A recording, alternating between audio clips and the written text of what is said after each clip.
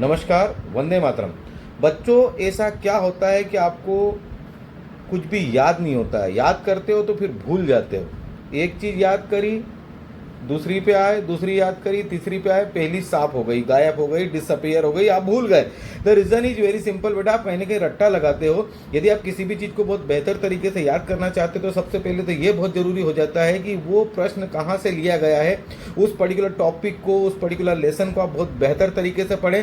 Second phase के अंदर आता है कि जो प्रश्न पूछा गया है आप उस प्रश्न को बहुत बेहतर तरीके से समझें कि एक्चुअल में प्रश्न में क्या पूछा गया है, और फिर आप अपने थॉट्स में, अपनी भाषा में उस आंसर को क्रिएट करिए, और उसके बाद जिस लैंग्वेज में आपको लर्न करना है उस लैंग्वेज में उस पर्टिकुलर चीज को आप कन्वर्ट करिए। तो सीधा सा कॉन्सेप्ट है कि लेसन पूरी तरह से क्लियर होना चाहिए, आपका शब्दकोश बहुत ज्यादा स्ट्रांग होना चाहिए, प्रश्न आपको समझ में आना चाहिए। उसके बाद आपको अपनी भाषा के अंदर उस आंसर को बहुत बेहतर तरीके से लिखना चाहिए। यही है सही तरीका बेटा किसी भी चीज को याद करना।